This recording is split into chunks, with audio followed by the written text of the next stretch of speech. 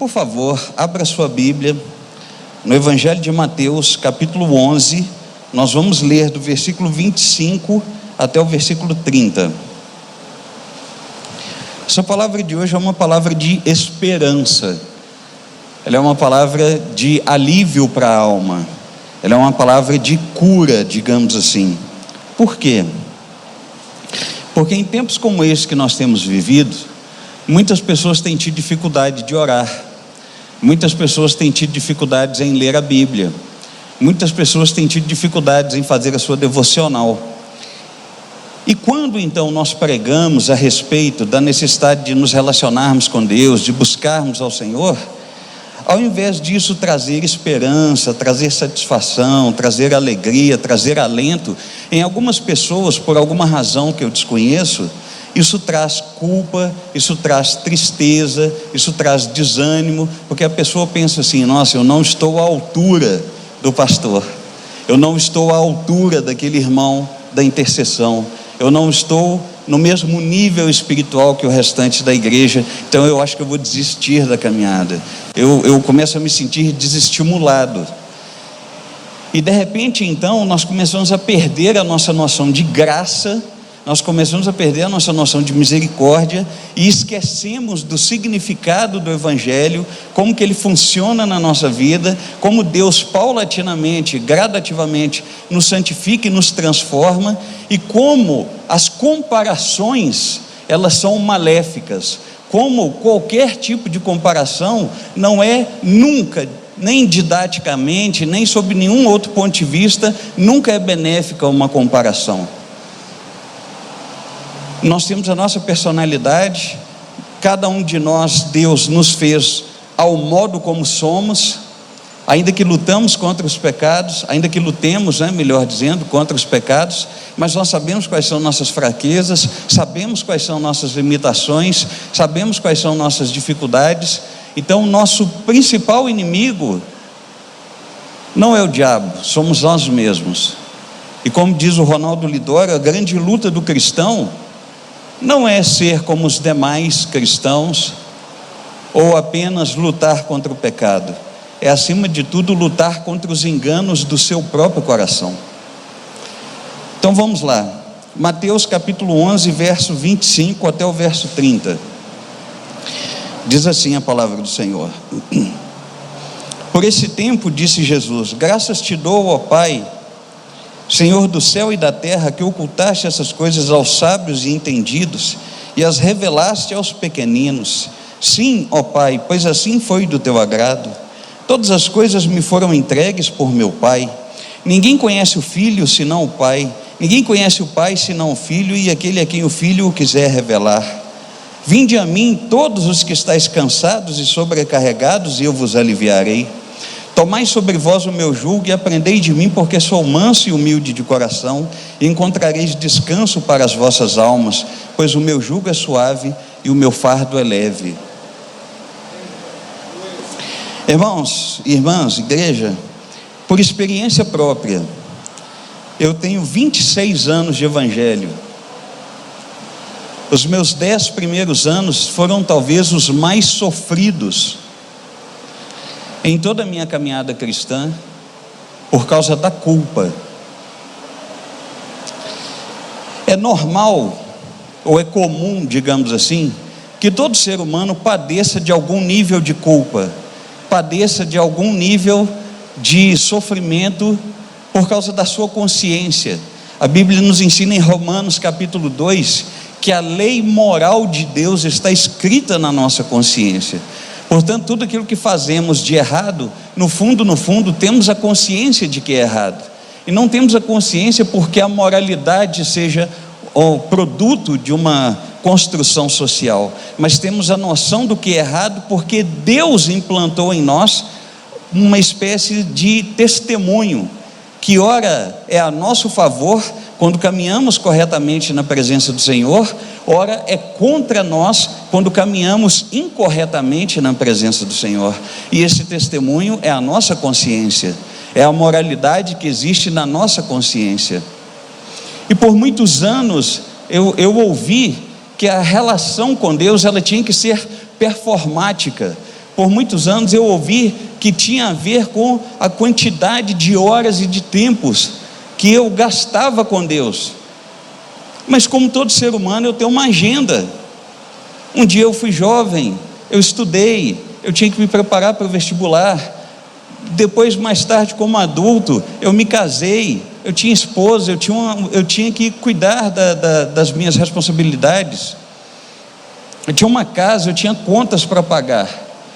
E sempre então que eu ouvia o Evangelho, e essa é uma característica do Evangelho no Brasil, parece que a gente cria uma espécie de duplicidade, onde só é espiritual as coisas que eu faço dentro do templo. Fora do templo, é como se eu fosse alguém que a maioria hoje chama de secular, mesmo que essa expressão não fosse dita há 20 anos atrás. Então eu sempre me culpava quando assistia um filme, sempre me culpava quando ia para um passeio, sempre me culpava quando assistia um cinema, quando participava de um teatro, sempre me culpava quando tinha que sair com a minha família. Sempre eu tinha o que a psicanálise chama de neurose, o neurótico, aquele que se sente culpado com tudo e por tudo que ele faz. O único momento que eu tinha alívio, o único momento que eu tinha paz, era quando eu estava no meio do povo de Deus, ou numa vigília de oração, ou num monte, ou numa escola bíblica dominical, ou num culto. Passado esse momento, esse período, a culpa voltava toda novamente. E quando eu estudei então sobre a reforma protestante, eu descobri que esse era o principal dilema de Lutero. Lutero, ele estudou direito, e o pai dele queria que ele fosse sacerdote, queria que ele fizesse teologia. E aí um belo dia, passando debaixo de uma árvore, um raio caiu, essa história é verídica, e aí ele fez uma promessa de que se Deus o livrasse, e ele não morresse eletrocutado, ele iria para o seminário. E aí ele se tornou um monge agostiniano. E quando a gente lê sobre a biografia de Lutero, a gente aprende que as mãos e os joelhos dele sangravam de ficar ajoelhado, lavando o mosteiro com escovão o tempo todo, como se ele estivesse se penitenciando sempre pelos seus pecados. Lutero era alguém cuja alma era incompreendida e o tempo todo aflita, angustiada, por causa de suas culpas. E um belo dia, Lutero, tendo acesso às Escrituras, leu Romanos, capítulo 1, verso 17. O 16 diz que o Evangelho é o poder de Deus para a salvação de todo aquele que crê. E o 17 em diante vai dizer, primeiro do judeu e depois do grego. E aí dá a sequência dizendo que é por meio da justificação pela fé que Deus salva o ser humano. Pronto, ali estava a resposta que Lutero encontrou. Ali estava o alívio que ele precisava da culpa. Esta é a resposta que nós precisamos para nos aliviarmos das culpas. É verdade que existem culpas reais por causa dos nossos pecados, contra os quais ainda lutamos, mas existem também as chamadas culpas virtuais, isto é, culpas que não são verdadeiras, culpas que são derivadas da nossa interpretação equivocada a respeito de algum evento, de uma circunstância, de alguma pessoa, de alguma situação. Culpa essa que nem Deus imputa sobre nós, mas que nos sentimos culpados, principalmente a partir de um discurso equivocado, de um evangelho mal transmitido, de uma escritura mal interpretada, desse dualismo, dessa quebra da realidade, em que muitos de nós são ensinados que uma vida piedosa, uma vida santa é apenas dentro do templo, que dessa porta para fora não há nada o que fazer que glorifique a Deus, quando na verdade Deus está em todos os lugares e Ele é glorificado a partir de tudo quanto fazemos. Então, o contexto dessa passagem especificamente mostra que aquela sociedade era uma sociedade que era oprimida por uma culpa real, e alguns eram oprimidos por uma culpa virtual. Não era como nós hoje, que conseguimos fazer essa separação entre o que teoricamente é religioso e o que não é religioso. Da Idade Média para trás, toda a forma de enxergar o mundo das pessoas sempre tinha uma conotação religiosa. Ainda que eles fossem idólatras, se chovesse era um deus que tinha feito chover. Se desse uma inundação, era uma deusa ou um deus que promoveu a inundação. Coisas boas ou ruins sempre vinham de deuses ou deusas. E no caso do contexto judaico não era diferente. Havia então ali aquele grupo religioso político dos fariseus, que se levantaram contra o ministério de Jesus, e eles tinham um estilo de vida completamente contraditório àquilo que era a vontade de Deus. Eles faziam orações públicas para serem vistos, para transmitirem um ar hipócrita de santidade. Eles se diziam conhecedores da lei, seguidores da lei, quando na verdade ninguém conseguia alcançar o nível de moralidade que eles supostamente apregoavam. Então o povo vivia oprimido. Então essa mensagem, ela originalmente é contra a opressão religiosa, ela é contra a opressão do falso ensino ou do ensino equivocado das coisas de Deus, a respeito do próprio Deus. Então quando Jesus começa a dizer essa passagem a partir do verso 25, aqui ele faz uma oração, depois ele faz uma afirmação e finalmente ele faz um convite.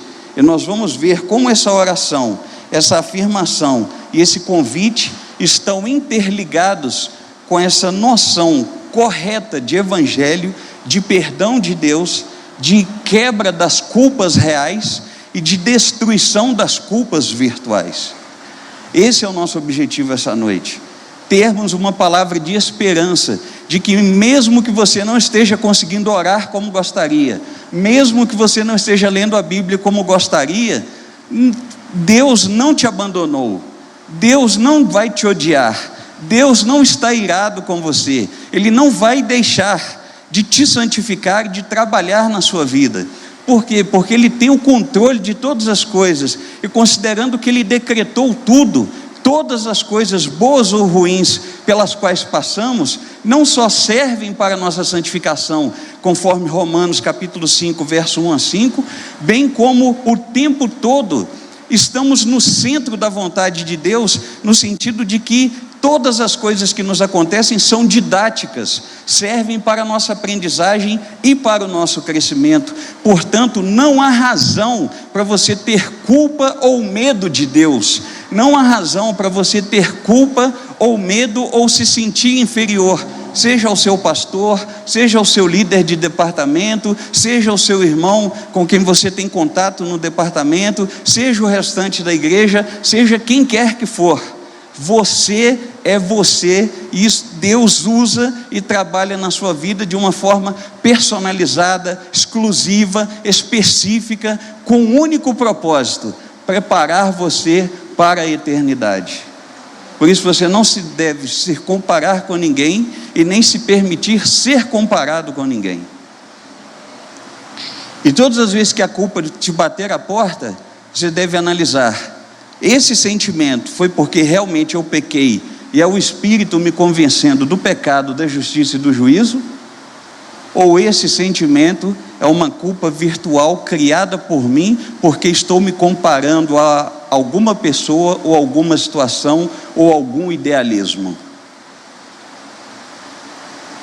Nós precisamos amadurecer, nós precisamos crescer na fé, e para que tenhamos essa condição de crescermos na fé, precisamos aprender com essa oração, com essa afirmação e esse convite, a validade e a legitimidade, a origem e a eficácia do Evangelho sobre a nossa vida. São as lições que nós vamos extrair desse texto. Então nós precisamos entender isso, que o entendimento correto da mensagem e da obra de Jesus nos leva ao relacionamento correto com Deus. Falei sobre isso quinta-feira agora, no estudo bíblico que eu dei sobre os atributos comunicáveis de Deus.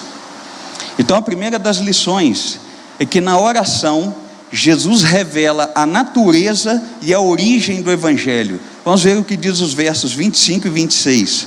Por esse tempo disse Jesus: graças te dou, ó Pai, Senhor do céu e da terra, que ocultaste essas coisas aos sábios e entendidos e as revelaste aos pequeninos. Sim, ó Pai, assim foi do teu agrado. Existem algumas palavras-chave aqui nesses dois versículos que mostram como Jesus revela a natureza e a origem do Evangelho. A primeira delas é que Jesus começa falando que Deus ocultou isso dos sábios. Eu já vi muita gente, na tentativa de criar uma dicotomia, uma separação entre ciência e fé, dizer que os sábios eram os estudados, os acadêmicos, os doutores. Não, quando nós estudamos essa palavra no grego, entendemos aqui que sábio não tem a ver com o grau de escolaridade das pessoas. O sábio aqui tem a ver com alguém que é instruído nas questões da vida. Sabe aquela pessoa que parece ser autodidata? Sabe aquela pessoa que diante de qualquer circunstância, diante de qualquer dificuldade, ele para um pouco, pensa e no instantinho ele resolve os problemas? Aquele que é perspicaz, aquele que é mais rápido, aquele que é mais prático. Pois é, está falando desse tipo de sábio. Naquela ocasião, naquele contexto, por causa da opressão promovida pelos fariseus, muitas pessoas do povo acreditavam que sábios, isto é, aqueles que sabiam lidar com a vida, eram apenas aqueles que chegavam no nível do sacerdócio, eram apenas aqueles que chegavam no nível de se formar dentro do farisaísmo, que eram não apenas então conhecedores da lei, mas conhecedores da vida, os famosos sábios. E a natureza do Evangelho aqui então é revelada mostrando o seguinte: seja uma pessoa alfabetizada basicamente, ou seja uma pessoa escolarizada academicamente, nenhum conhecimento humano é suficiente para o entendimento do Evangelho. A natureza do Evangelho então está nisso, não vem de seres humanos, não vem de sábios, não vem de homens, não vem de mulheres, vem de Deus. Essa é a sua essência, essa é a sua natureza. É uma mensagem, é uma boa notícia que vem única e exclusivamente de Deus. É isso que diferencia o cristianismo das demais religiões, porque ele tem uma mensagem que vem do próprio Deus, e a gente precisa deixar isso claro. Isso, aliás, isso já está claro aqui na Bíblia para nós. A outra palavra é o verbo revelastes, revelastes aos pequeninos. Essa noção de revelar aqui não viria de um estudo específico, não viria de uma pesquisa específica. O verbo revelar aqui tem a ver com as coisas de Deus que são mostradas pelo Espírito Santo. Então o Evangelho, além de ser uma mensagem divina, só tem condições de chegar ao nosso coração, bem como ao coração de qualquer outro ser humano, se o Espírito Santo mostrar para essa pessoa que o Evangelho é verdade. Se o Espírito Santo não mostrar para essa pessoa que o Evangelho é verdade, ela não vai crer. O máximo que ela vai conseguir ser é um simpatizante, um frequentador de igreja, mas convertida ela não será. Só é convertido aquele que recebeu essa mensagem, esse entendimento do valor dessa mensagem celestial dada pelo Espírito Santo. E onde é que nós podemos já começar a nos aliviar do legalismo, do moralismo e da culpa? Ora, você recebeu uma mensagem que vem do céu, você recebeu uma mensagem que vem de Deus, e nessa mensagem vem incluindo não apenas as orientações do Evangelho propriamente, mas vem o ensino de que Jesus morreu e ressuscitou no seu lugar para o perdão dos seus pecados. Se você não crer nisso, você é um miserável. Em que sentido miserável? No sentido de que está tudo perdido. Não resta mais esperança nessa vida para você. Agora, uma vez que você crê que essa mensagem que vem de Deus chegou ao seu coração por obra do Espírito, por que continuar se comparando e sentindo-se inferior e sentindo culpa? Qual é o fundamento disso? Qual a razão disso? Não há mais razão para a culpa, não há mais razão para o medo, não há mais razão para a inferioridade, não há mais razão para não se sentir espiritual. Não há razão. É um paradoxo, é uma contradição saber que você recebeu essa mensagem e você ainda continua se posicionando como se você fosse alguém indigno de ser perdoado, quando na verdade você já foi. Finalmente, então, os pequeninos, é muito interessante, né? Na linguagem aqui no grego é como se fosse um bebê. Um bebê é um ser humano que não tem nenhum tipo de instrução. Tudo que ele faz por instinto. Então, Jesus nos compara, inicialmente, quando recebemos a mensagem do Evangelho, a bebês. Pessoas que nunca tiveram uma instrução espiritual correta da verdade de Deus e do seu plano e do seu projeto. E à medida que vamos crescendo na fé, vamos saindo dessa condição de bebês, de imaturos. Mas até então, quando recebemos a mensagem do Evangelho, recebemos como esses pequeninos, esses indefesos, estes indoutos, isto é, essas pessoas que não têm esse conhecimento do Evangelho, que virá depois com a maturidade. Então a natureza do Evangelho é divina, porque não tem sábio que consiga entender o Evangelho. E a origem do Evangelho, ela vem de Deus, porque é revelada por obra do Espírito Santo, para aqueles que sabem que nenhum tipo de conhecimento humano dá conta de compreender o Evangelho e o amor de Deus por nós. Não parece loucura? Olha só, você crê num Deus que é três e ao mesmo tempo um, e crê num Filho de Deus que é Deus e que morre numa cruz. Só doido para crer num negócio desse, sob a ótica de quem está ali fora que não entendeu o Evangelho ainda. Mas você consegue crer, você consegue entender, porque isso te foi revelado pelo Espírito. Então, quando você começa agora a valorizar a mensagem do Evangelho que chegou a você e que te deu nova vida, eu volto a perguntar: qual o sentido de ficar se comparando, se sentindo inferior, tendo problemas com culpa e esmurecendo e pensando em não caminhar mais na presença de Deus? Isso não tem o menor sentido. A segunda lição que nós aprendemos, note, na oração Jesus revela a natureza, mas eu disse que ele também fez uma afirmação.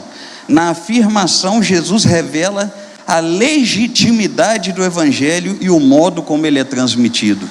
Então, o que é que prova que o Evangelho vem de Deus?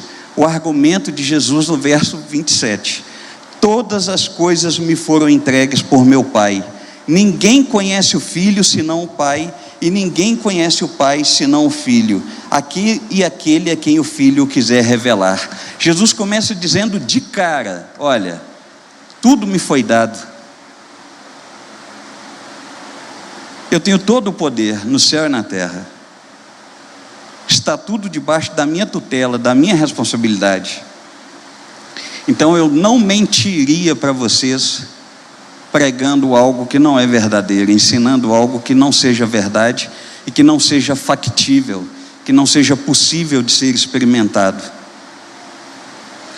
Nós temos em Hebreus capítulo 1, verso do 1 ao 3, um texto bastante interessante que diz que nos tempos antigos Deus falou aos nossos pais pelos profetas.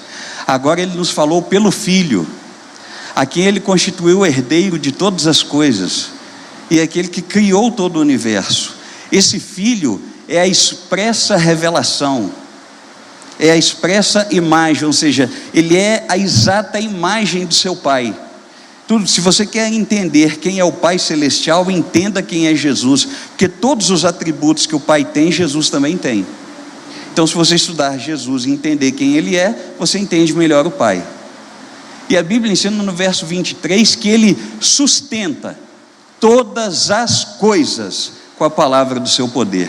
Diariamente, todas as leis físicas, químicas, biológicas, sociais, naturais, sobrenaturais, o que você quiser entender e pensar, imaginar, de leis e de princípios de regulação e de funcionamento de toda a ordem criada, tudo é diariamente controlado por Jesus. Todas as coisas lhe foram dadas.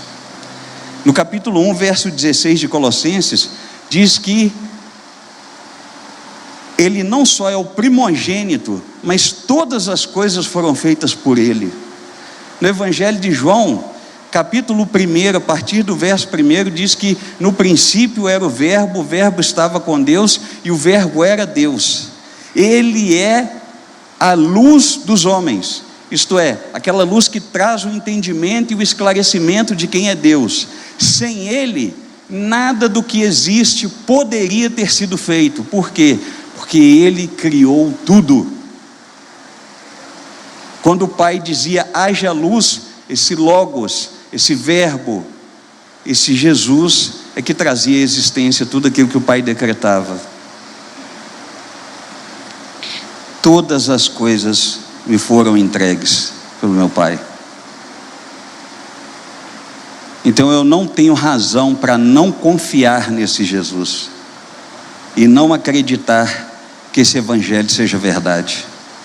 Eu não tenho razão para desconfiar e continuar me sentindo inferior, ou culpado, ou pouco espiritual, só porque alguém ora mais do que eu, lê mais a Bíblia do que eu, evangeliza mais do que eu. Cada um cresce e amadurece no tempo certo e oportuno. Nenhum tipo de comparação é benéfica, nenhum tipo de comparação é saudável. Não significa que nós não estamos caminhando para a maturidade, mas Deus promove o tempo de cada um de nós caminhar para essa maturidade de uma forma, como eu disse, personalizada, peculiar. Quando ele diz que ninguém conhece o Filho senão o Pai, ninguém conhece o Pai senão o Filho, está falando dessa estreita relação. Somente o Pai pode conhecer o Filho na sua plenitude, e somente o Filho conhece o Pai na sua plenitude.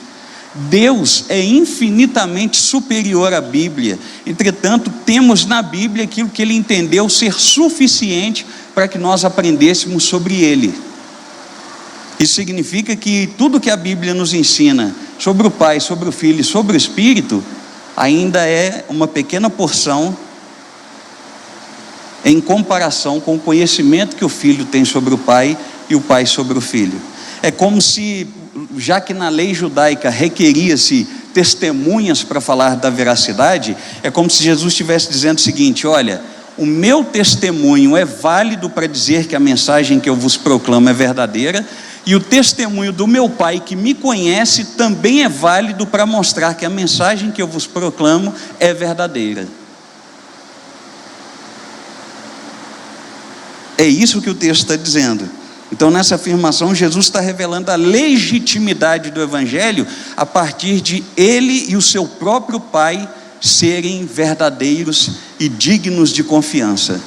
Mas, ao mesmo tempo, mostra o meio como esse Evangelho é transmitido. O fim do verso 27 diz assim: e aquele a quem o Filho quiser revelar. Então, considere-se um afortunado, considere-se um bem-aventurado, porque você só busca Jesus, só busca o Pai, só busca o Espírito, só caminha na presença dEle, porque Jesus decidiu te revelar o Pai dEle e o Evangelho. Se ele não tivesse te revelado o Pai dele e o Evangelho, por mais bonzinho que você seja, você não estaria sentado aqui agora me ouvindo. Não estaria. Com 100% de certeza. E eu só não aposto meu rim nisso, porque apostar é pecado e eu não tenho rim. Mas você não estaria aqui. Então procure entender que não há razão, nem para a culpa real e nem para a culpa virtual, quando você confessa o seu pecado, quando você reconhece a sua pequenez, quando você entende que você sozinho não dá conta de caminhar na presença de Deus e que você precisa dele. O apóstolo Paulo tem uma palavra assim maravilhosa, que o dia que eu li, mudou a minha forma de ver o Evangelho. Ele escreve aos Coríntios dizendo assim: cada um viva como foi chamado pelo Senhor. Por que há tanta inimizade, há tanta disputa, há tanta guerra entre os seres humanos? Porque as pessoas não querem viver como foram chamadas. A minha casa tem que ser sempre a mais bonita. O meu carro tem que ser sempre o mais novo. O meu salário tem que ser sempre o mais alto. O meu status social tem que estar lá em cima. O meu reconhecimento social tem que estar lá em cima. Eu não me contento com aquilo que Deus me dá. Para mim, eu nunca estou satisfeito com aquilo que Deus dá. Mas cada um deve viver como foi chamado pelo Senhor. Não significa não progredirmos, não crescermos, não amadurecermos. Mas se nós tivermos a noção de mordomia cristã, isso é, aquilo que temos não é nosso, mas nos foi dado para cuidar. Quanto mais formos zelosos, mais coisas Deus vai nos dar para cuidarmos. Quanto menos formos zelosos, menos coisas Deus vai nos dar para cuidarmos. Então não tem a ver com nossas posses individuais, tem a ver com a mordomia. Cada um foi chamado, deve viver para o modo como foi chamado, do modo como foi chamado. E aí a gente consegue descansar em Deus, e para de se comparar, e para de padecer de culpa e de medo de Deus. Finalmente, a terceira e última lição. Note que Jesus fez uma oração e uma afirmação, mas agora ele faz um convite. Ou seja, agora que você tem a consciência da natureza, da origem e da legitimidade e de como o Evangelho chega até alguém, chegou sobre a sua vida, agora ele te faz um convite. O convite vai do verso 28 até o verso 30. Vinde a mim todos os que estáis cansados e sobrecarregados, e eu vos aliviarei. Tomai sobre vós o meu jugo e aprendei de mim, porque sou manso e humilde de coração, e encontrareis descanso para as vossas almas, pois o meu jugo é suave e o meu fardo é leve. No convite, Jesus revela a eficácia do Evangelho. Temos aqui também algumas expressões que mostram essa eficácia. A primeira delas é os sobrecarregados, que algumas versões bíblicas trazem como oprimidos. É aquela pessoa que está sobrecarregada emocionalmente com a religiosidade. Eu não estou dizendo que o cristianismo não é religião, porque é, ok? Eu não estou dizendo que você como cristão, você não é religioso, porque você é. De uma perspectiva teológica, existe uma forma correta de definir religião. Tá? Muita gente, na tentativa de mostrar a superioridade do cristianismo, diz que cristianismo é um estilo de vida que não é religião. Cristianismo é religião, sim. Depois, se você quiser, você pode me procurar para a gente conversar sobre isso. Mas a questão toda aqui que é colocada é o legalismo imposto pela religião, quando ela é mal promulgada, quando ela é mal realizada. O legalismo, isto é, o moralismo excedido, em excesso, quando é mal ensinado, quando é mal informado. Como, por exemplo, a ideia de que a nossa relação com Deus é performática. Tenho que fazer muitas campanhas, tenho que fazer muitos jejuns, tenho que fazer X orações, tenho que fazer X leituras da Escritura, tenho que sair tantas vezes na semana para o culto ou para evangelizar, para fazer acontecer. Gente, eu não estou dizendo para ninguém aqui que você não deve buscar Deus. Estou dizendo que a razão pela qual você busca é gratidão, e não uma espécie de bater meta, uma soma de pontos, como se fosse um score ou uma pontuação que você faz para poder viajar de avião depois de tanto gastar no cartão de crédito. Não tem a ver com isso, não é isso. E muita gente tem buscado a Deus dessa forma, e essa forma é veementemente errada. E eu desafio, com todo respeito, qualquer um me provar o contrário. Por quê? Porque do contrário eu anulo a graça de Deus, que me ensina que não é por mérito. Efésios capítulo 2, verso 8 e 9 e o 10: pela graça sois salvos mediante a fé, e isso não vem de vós, é um dom, isto é um presente de Deus. Verso 9: não por obras, para que ninguém se glorie. Mas a boa obra foi criada por Deus para que de antemão andássemos nelas, dando testemunho para as pessoas aí fora de que nós fomos salvos. Então não é por performance, não é por bater meta, não é por campanha, não é assim que se busca Deus. É por espontaneidade, é por graça, é por obra santificadora do Espírito em nós, que gera em nós o desejo de buscá-lo.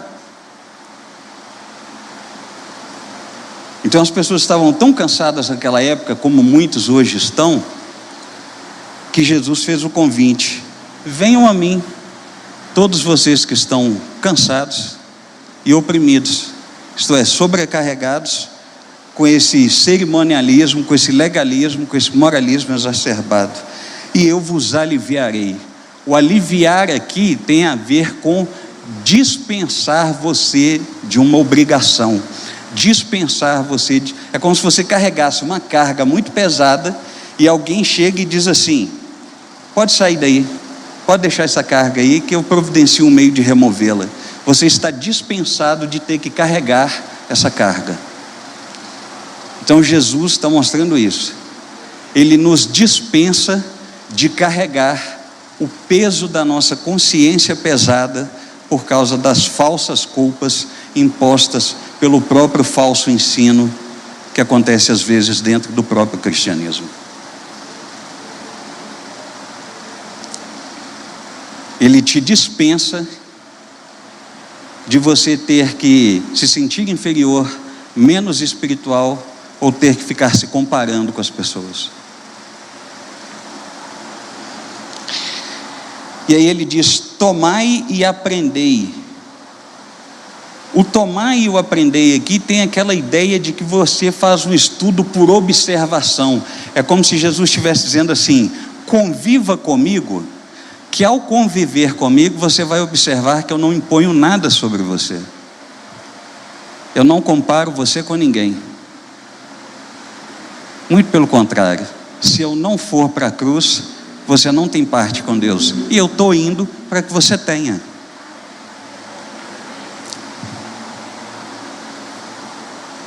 E aí a última expressão, o jugo e o fardo leve, do verso 30.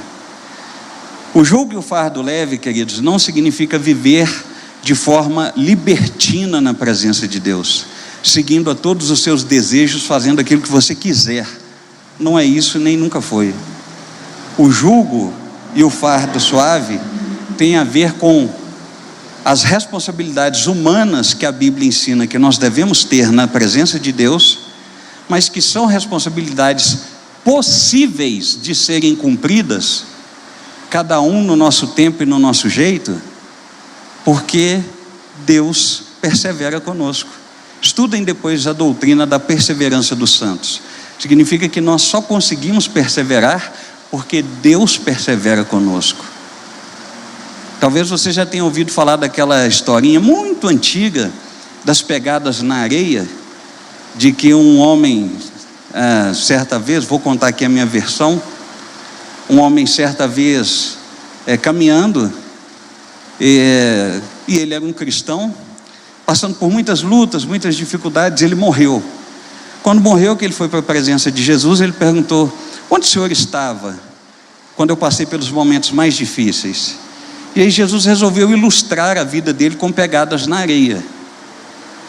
E aí haviam 2 pares de pegadas em um dado momento, e em dados momentos apenas um par de pegadas. E aí Jesus disse: está vendo aqueles 2 pares? São os momentos que eu estava com você. Ele falou: mas ali era fácil, estava tudo bem na minha vida. Agora eu tenho certeza que aquela pegada lá foi naquela época que eu estava passando tal dificuldade. Aí Jesus falou assim: você está equivocado. Naquela época, aquela pegada foi minha, porque eu carreguei você no colo. Eu cuidei de você. E você não percebeu.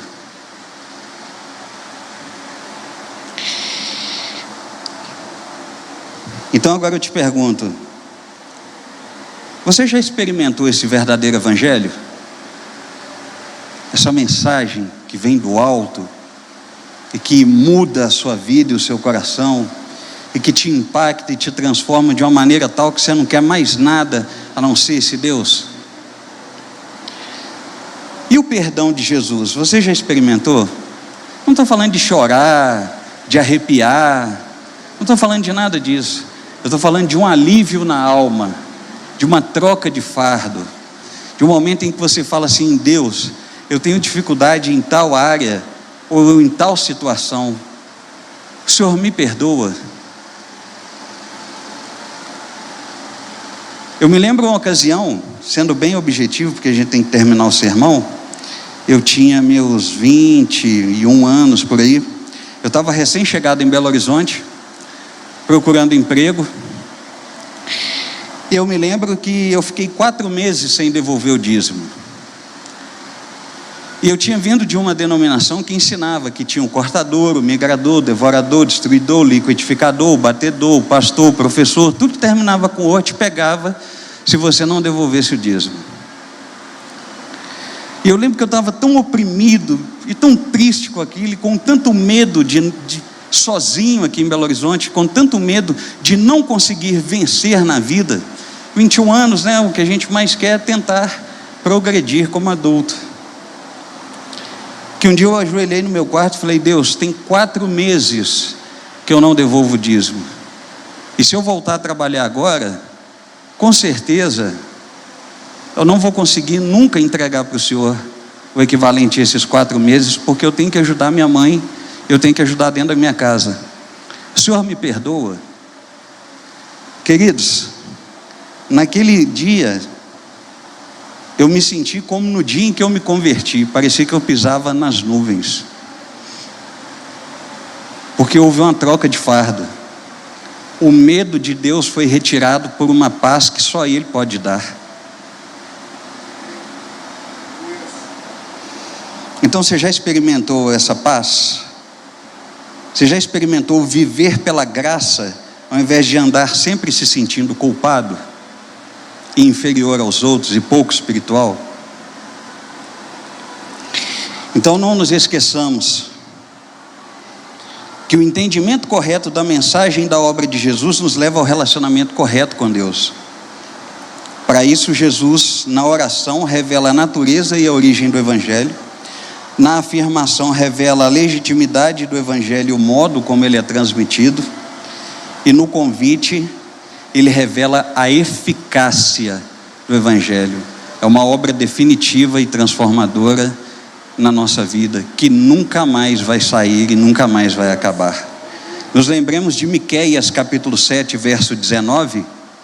Não existe a expressão mar do esquecimento na Bíblia, mas Miqueias capítulo 7, verso 19 diz que Deus joga de forma definitiva os nossos pecados no fundo do mar. Isso significa que Ele não nos condena mais pelos nossos pecados.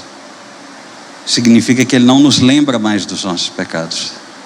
Isso significa que estamos exatamente no centro da vontade dEle, sendo didaticamente, pedagogicamente orientados diariamente.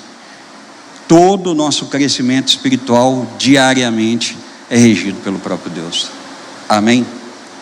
Vamos orar? Ó Deus, em nome de Jesus, nós te damos graças pela tua bondade, pela tua misericórdia, pelo teu perdão, pelo teu poder, pelo teu amor, pelo teu sustento. Pai, não há nada melhor do que poder respirar aliviado, sabendo que o Senhor não está irado conosco. Não há nada melhor do que podermos respirar aliviado, sabendo que, independente do quanto oramos e do quanto lemos a Bíblia e do quanto te buscamos, o crescimento é dado pelo Senhor.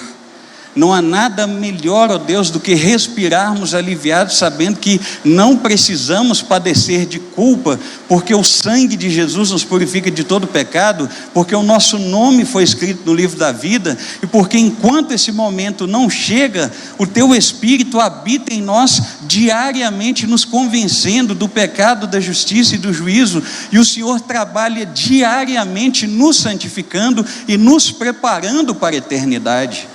Meu Deus, muito obrigado pela tua igreja, muito obrigado pela vida do nosso pastor, o Maxwell, obrigado pela vida dos demais pastores, pelos nossos irmãos que atuaram na mídia essa noite, obrigado por esse culto, e o meu único pedido, ó Deus, é que o Senhor nos leve em paz, debaixo das tuas mãos de poder, para o nosso lar, ou respectivo compromisso, de modo, ó Deus, que a partir de hoje, não porque fui eu que preguei, mas porque tua palavra foi exposta, que haja um divisor de águas, que as pessoas amadureçam e aprendam, ó Deus, a viver respeitando os próprios limites, ó Deus, entendendo que haverá culpas provenientes da obra do teu Espírito, mas que esse mesmo Espírito também perdoa.